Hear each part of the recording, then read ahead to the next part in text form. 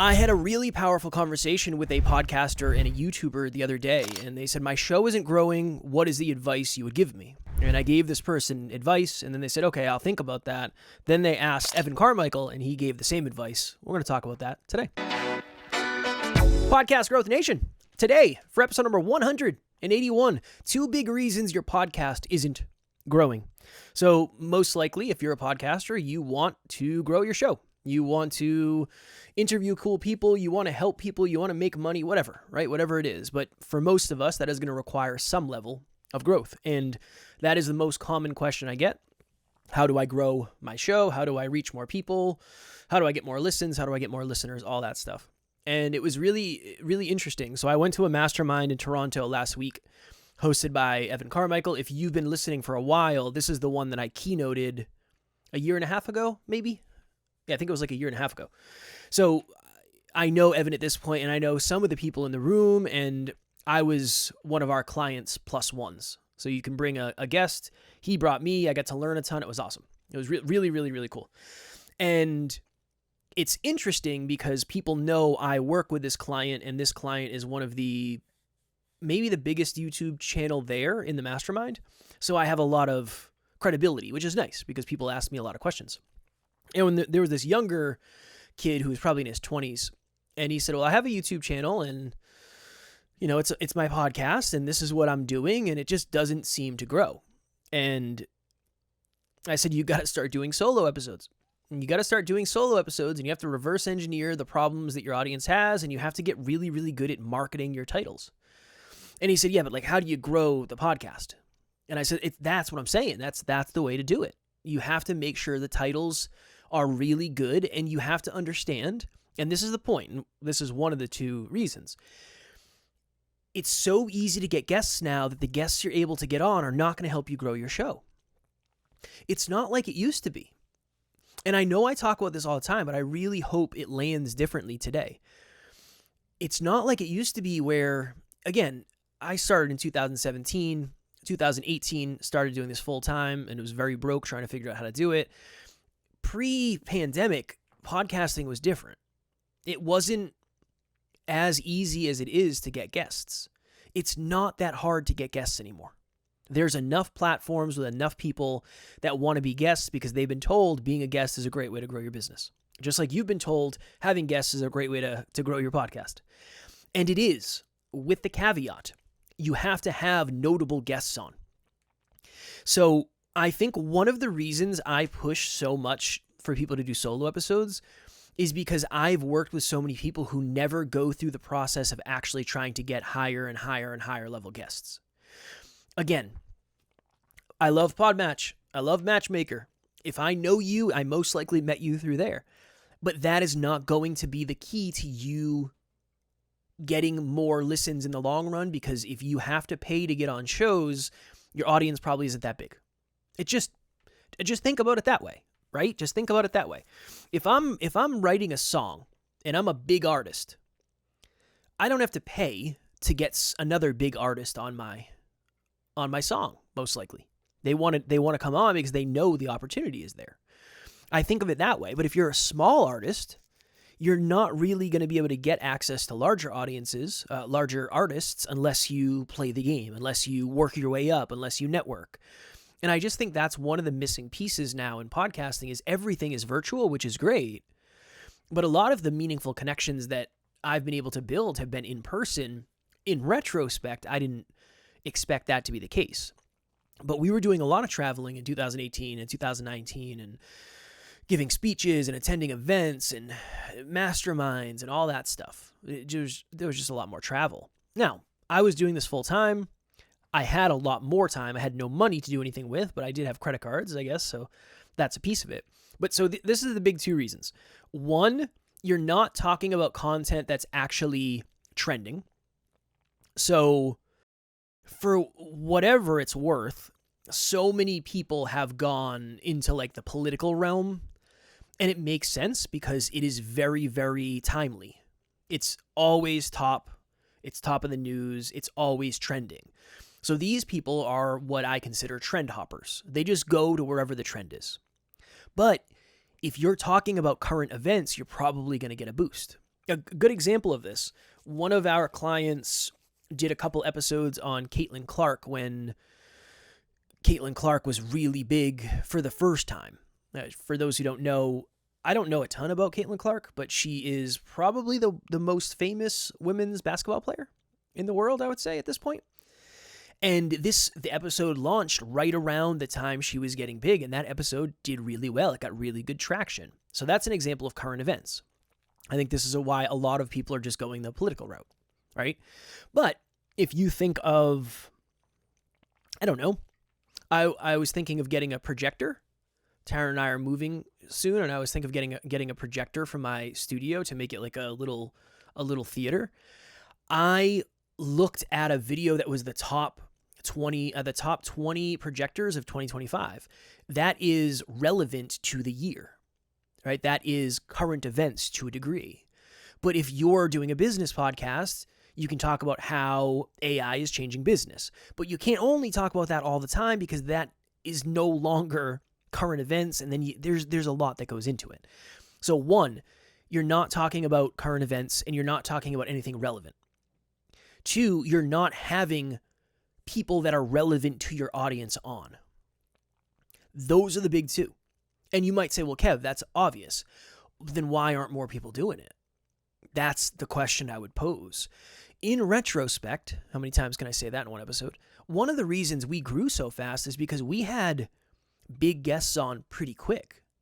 Now, a different time, yes, but we were also messaging lots and lots and lots of people we would spend an hour to find the right message to write. Again, this was pre-ChatGPT. There was none of that. We would spend an hour figuring out the best message to write with the highest probability of getting the guest. That was a piece of it. The other piece was we didn't miss. We were super consistent. Although our studio was my business partner's sister's old bedroom, we had an in-person studio, quote unquote, that we would record from. It was just different back then. But it was always for us, how do we use this opportunity to speak with this person as an opportunity to speak with somebody that they know? How do we craft a better message? We'll travel to people, whatever it is. And that's just the stuff that a lot of people aren't willing to do anymore or aren't able to do. Depends on your circumstances. But I'm telling you, if your strategy is, I'm just going to continue hammering interviews from Podmatch and Matchmaker, I'm telling you right now, that is not it. That's not the answer. Unless you're not in this for listens, you're in this for business, and you have a product or service that is directly catered towards your podcast guest flow. That's a different game. But we're talking about podcast growth. So this is where you really have to think outside the box. You have to do things that other people aren't doing. And I'm telling you, most people aren't messaging people on Instagram, on TikTok, on email, on LinkedIn to try to get interviews. They're going the path of least resistance. And the path of least resistance is podcast matchers, like Podmatch and Matchmaker. Again, I cannot say this enough. I will say this until I'm blue in the face. They're amazing. They're amazing. And I think they're really amazing as a starting point and a foundation, and eventually a supplement. So in the beginning, you do your interviews, and then you reach out and try to get a high-level guest. Awesome. But if you can't, you fill it with people from Podmatch and Matchmaker. Love it. Great. Great, great, great. And the percentage should switch over time. So then eventually maybe it's 80% big guests, and if you can't find a big guest, you're able to get somebody from Podmatch or Matchmaker. It's not a growth strategy. It's just not. It's not really going to work long term, right? It's not designed for that. It's designed for you to be able to get guests. It's not designed for you to be able to grow necessarily. That's a different conversation. That would be a completely different model. Okay, think of it as, what is the platform where you can pay somebody to like send you a custom video, like singing happy birthday? Think of that, but for podcasting. That's how you would grow. Now, even that would get stale after a while because everybody would have the same people on, and it would get stale after a while. So those are the two real big things are, one, you're having guests on, but you have not increased the quality and the reach of your guests. There are probably, I know for certain, there are guests in your industry that I have no idea who they are. They could live across the street from me and I wouldn't know. But in your industry, in your niche, they're big. Same for us. But it's up to you to find those people. Right now, so many podcasters are just relying on their conversation skills and the story of the guest to get big, to grow. It's not enough anymore. Stories are abundant. There are stories and stories upon stories. We want, as an audience, as consumers, to see an increase in quality. That's what people are looking for at the end of the day. So that's a big piece. And then if you are struggling, I would try to do more episodes based on current events because you'll get a boost. Now, the problem is it's not evergreen, meaning it's not going to last forever. So that Caitlin Clark episode that we referenced earlier might not be worth anything in a couple of years, depending on what Caitlin Clark's career looks like. That is the potential downside of it. You can kind of win on personality, but that just takes a long time. You got to do it for a long period of time. So you can see, like, my strategy with this show is not to have guests on, really. I don't know. Occasionally I will, and usually they'll be pretty big. But there's a little piece of me that wants to have you out there on if I've done a breakthrough session with you, or you out there on if, I don't know, if you're leaning more into podcasting. There's a piece of me that just wants to have podcasters on to talk. But I know that's not going to grow necessarily, right? So that's a piece. A lot of the solo episodes I do, they're not really based in current events because I'm okay with doing it differently. But very rarely do I think to myself, wow, I wish my show was growing more. I think my show is growing honestly, I think it's probably growing faster than I expected, in fairness. There's not a lot of podcasts about podcasts. That's a big piece of it, right? The name is, if you search podcast growth, pretty good chance I pop up. So there's different things there, but if you are really focused on growth, I think these are a couple simple strategies that you're probably losing out on opportunity from if you're not practicing. I really do, especially the guest route. The reason I talk about this so much is because every time when I'm talking to a podcaster and they say, yeah, I know something's going to happen because I'm booked out with guests, that doesn't matter. It doesn't matter. That doesn't mean your show's going to grow. I would rather you say, I have one really big guest this year. Awesome. Love it. That. Be booked out with guests. But I've never heard somebody say, well, I'm booked out all year with massive guests. That almost never happens. That is the shift. That is the big shift. But that takes way more effort. That takes way more strategy. That takes the risk of being rejected way more. That takes jumping through hoops way more. It takes more research. It takes more of everything. And I think it'll also get you more results. When we're doing the podcast, the Next Level Podcast Accelerator, and we're doing the beginning sessions where we're talking about how we started and all that, there's always a moment for me when I look back and I think, we did this pretty recklessly. We jumped full head first into this, both left our jobs, both were broke, trying to treat this like a business and grow it. But we had opportunities and we had circumstances that maybe other people wouldn't. And also, humbly, I think we just did a lot of things that other people aren't willing to do. Booking a $300 hotel room with the hope that a guest would be able to come. If not, we were going to eat the money and it was what it was. Like that type of risk. Driving 10 hours to Toronto to interview Evan Carmichael. That type of risk. They're just doing stuff that a lot of other people either aren't able or willing to do. That's what's going to set you apart. It's very hard to imagine that somebody is going to be able to create an easy path to you being one of the best podcasts. No, because by definition, somebody is going to do something different to get to the next level. So that thing is only going to work for so long, right? There's downsides to every ease. There's downsides to every convenience. And it's just about whether or not you know what the downsides are. So that's really the point in today's episode.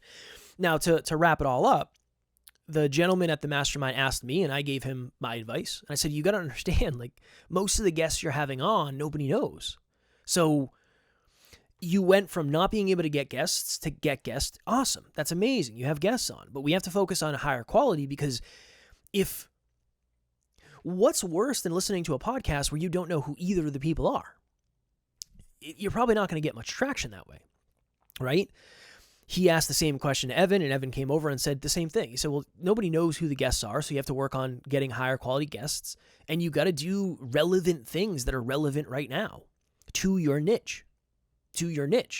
So if you have let's say you're a podcaster out there that it's hard. My mind just goes to, it's almost New Year's, so it's got to be like personal development. Most niches probably have an opportunity to do time-specific episodes based on the holidays coming up, based on New Year's. You probably have opportunities to do stuff like that, so that's time relevant.